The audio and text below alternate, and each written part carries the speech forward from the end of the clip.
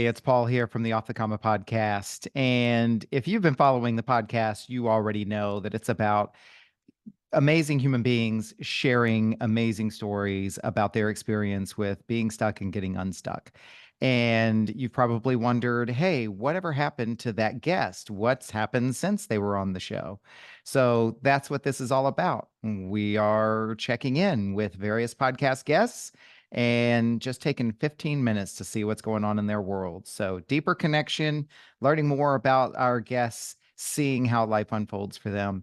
Enjoy this conversation, and we'll see you on the next one. All right, we are back, and I am excited to be back and visiting with Kris Lee, who was on episode 17 of the podcast. And as we do with all of these conversations, Kris, we're excited to see you again and hear from you, and just check in to see what you've been up to in the months since you were on the podcast last year. So I'll shut up and turn it over to you, Kris. Catch us Oh, up. How have you been? oh, really great. Thank you, Paul. Really good to be here. I have been very busy with work, different consulting engagements that I have, along with my what I call my own projects and my creative projects. And when I was with you the last time with the podcast, I was talking about my book, and I have made some progress on my book. I'm very happy Mhm. to say. And the progress has been tapping into some creative energy, being a little bit more organized, trying to develop some writing habits. Those kinds of Mhm. things have been really helpful. So one habit, I was reading the book Atomic Habits, and I have made, I do it almost every day. As soon as I press the button on the coffee machine and I can get my first cup of coffee, because that is a requirement, Mhm. then I sit down and I do just a little bit of journaling. So 20 minutes or so, I'm trying to use the Pomodoro technique where I've got 20 minutes on my timer. So just a little bit of habit development has helped me a lot, and I've tapped into some creative thinking, and it is always better in the morning for me because I'm much more clear in the morning. So yes, good progress on the book, getting some good habits going. I'm feeling happy about that part of it, and I Cool. also Well, if I could jump in for uh-huh, just a second. So yeah. that is definitely a book that I enjoy as well. And so I want to Mhm. give a shout out to the book. You're actually doing one of the things that's in the book called habit stacking. So my Yes. my morning routine coffee and the journaling, right? Mhm. How cool. And Yeah. that is one of the things that you were sharing with us in the podcast was it wasn't just about that you were working on your book, but coming up with a plan and giving yourself structure in order to be able to do that. So Yeah, sounds like you've been able to bring exactly. that into fruition. Exactly. Yeah. So, habit stacking, it's a simple technique, and I'm not perfect at it yet, but I'm working on it, and I'm Mm. using that to get to have some routine, so I can have some structure so that I can be creative. It's Mhm. interesting that you need some structure to be creative, but that's what I find is that I need to kind of carve out that time and capture the best place, sort of the most alertness and creative time that I have in the day. So Mhm. that's been really positive, really good. Yeah, well, And like you then said, some structure to be creative. And then uh-huh. I don't know about you, but in my world, sometimes I have to be pretty creative about how I get my structure too. I know. It feels like an oxymoron, but it's really Mm. not. It's Mm. really not. The other big thing, you know about this, Paul, and I think this ties into the book, but the I made a decision in December to attend Cami McLaren's transformation coaching experience. Mhm. And that was a big decision for me. I've wanted to become a coach for a long time, and I've wanted to sort of embed that into my consulting services. So I've had this idea for quite some time. Then, as I got into some of the pre-reading for Cami's Cammie's program, there's another book that has impacted me really significantly, which you probably know about this, but it is The Art of Possibility. Hmm. Can you see it? Oh, Yeah. Oh, well, it's it's kind of blurry on blurry. the video, but It's blurry. tell us who the author is. But The Art of Possibility is Rosamund Stone Zander. And this has really unleashed some creativity for me. Mm. And that was a really good thing. And so this combination of morning routines along with sort of this opening of creativity has been a really nice combination. Nice. So that's new. What are you enjoying most about the book so far? And then I have another question after that. Yeah, yeah. Well, um,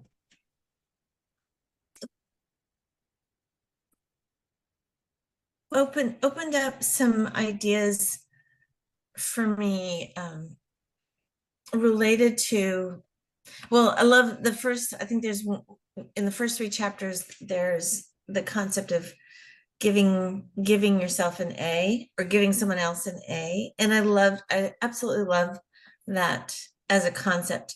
And the idea is that you are giving, you're granting towards either yourself or to someone else um, the capability to be their best self, whatever that is. Mm. And I'm simplifying the idea, but it really struck me, and it tied back into some of my ideas around the book. And I remember a couple of mornings thinking to myself, I'm doing the best work of my life. And when I say that, it is that I am at this point in my life, I'm doing the most good professionally for other people, the most good professionally for myself. I'm tapping into my creativity in a way that I haven't really done before. And it's a sort of this culminating effect of a lot of things in my life. So it was a beautiful time, and that's one of the reasons that the book has been um, inspiring and motivating. So it's interesting how a single book can do that for us. Mm-hmm. Mm. Nice. I had another question, but I wanted to make sure and check in with you because it seemed like there was something else you were going to say before I interrupted. Not anything in particular. There's one other little pet project I have that is tying into this work. I'll tell you about that in a minute, but you go ahead with your question. Yeah, I was just curious, for the benefit of those who are listening and don't know the story, like you said, you've been thinking about being a coach for a long time. What prompted you to finally take action on that? Speaking of atomic habits, right? What motivated you to finally move forward? Yeah, um, you did. Mm. You Okay. did. And the conversation takes a turn, right? What was it about? Okay, so let's quickly get the attention off Paul. There's so many things we can unpack with this, right? But what was it though that interested you or made you feel like it was time? Well, I've thought about it for a while, and I have explored a lot of different coaching programs. So this isn't a new interest, but it was a new decision. Hmm. And the decision came when I had multiple conversations with you, multiple conversations with Cammie, multiple conversations with other people Hmm. who do coaching of different types. So I've had, and this is my natural way of making a big decision in my life is, I'll take some time, I'll think about it, and I'll kind of circle around and I'll talk to people and I'll get all the pros and cons, and then finally when I make a decision, I know it's the right thing. the triggering point was that I really felt that I needed these additional skills for my consulting services.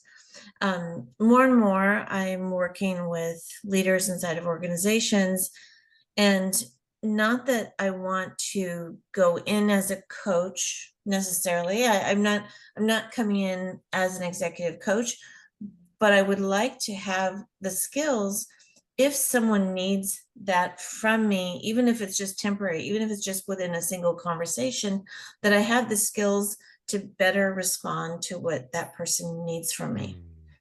Mm. And that was big. And the idea of being in Cammie's program and meeting a bunch of really great folks and coming to Sacramento on a regular basis, it was like bonus and then another bonus and another bonus. So Yeah. that was what happened.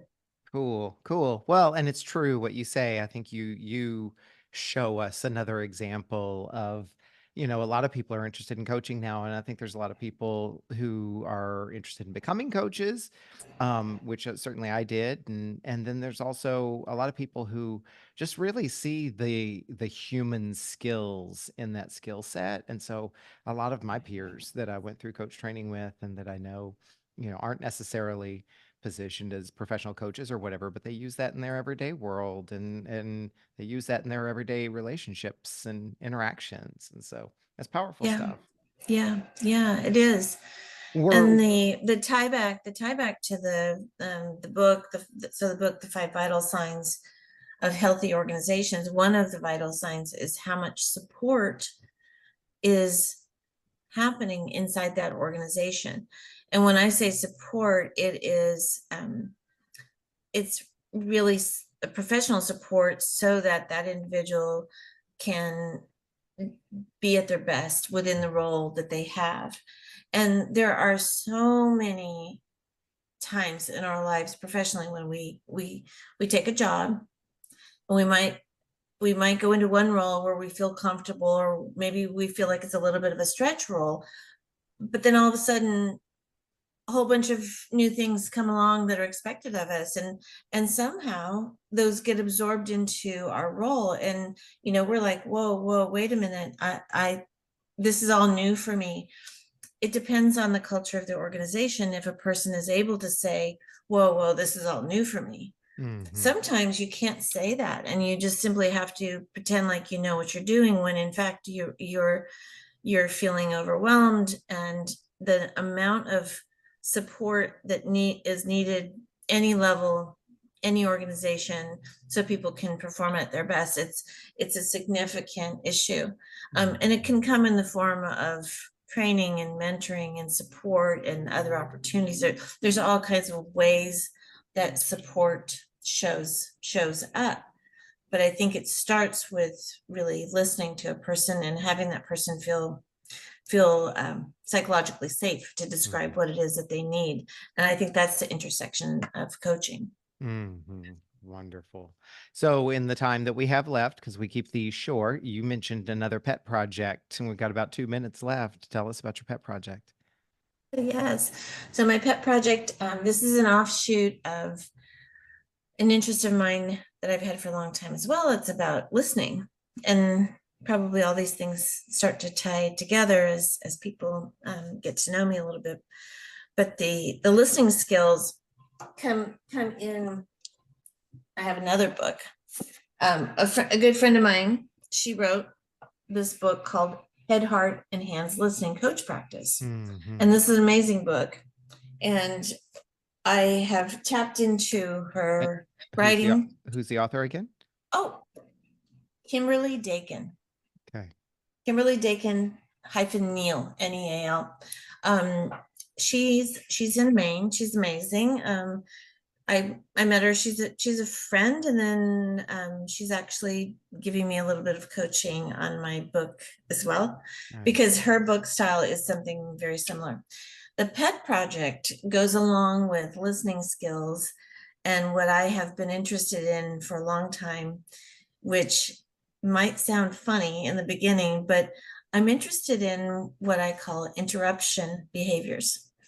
And interruption behaviors that most people think, oh, it's terrible to interrupt people. It's terrible. Never, never, never, never do it. But actually, we need to do it sometimes. We have to do it sometimes. So I wanted to study interruption behaviors. Basically, when is it not helpful and when is it helpful? And I have it on a spectrum of behaviors from antisocial behaviors, meaning it has a negative impact, to pro-social, where it's got a positive impact and it helps the relationship and helps the conversation go forward. So that's my pet project. I want to understand better how to be a better interrupter. Okay. A better That's interrupter. Yeah, that's cool. Well, I personally know that you were going to spend a lot more time talking about that in your coach training, and I also know from what I know about you, having known you for so many, many years, is you will pull these things together and put them into something that will be an amazing service or offering or just way of being for Thank you. yourself. So I will get a front row seat in watching these things unfold. So Yes, yes, you will. Kris, thank you for being with us. And in the show description, I'm going to drop your contact information again. I'm assuming it's the same as Yes, it was that you it shared with us is. on the original episode. Yes, yes, please share my website. I love to meet people and talk to people. So there's a contact form if anyone would like to chat with me. I'd love that. And there's a white paper out there, a little bit about my early thinking on the vital signs of healthy organizations. So Perfect. please reach out. Perfect. And if you haven't already listened to Kris's episode, it's episode 17 on the Off the Comma podcast. And Kris, I will be seeing you in person very, very soon. Yes. Thank you. Thank you, Paul. Thank you, everybody. Bye.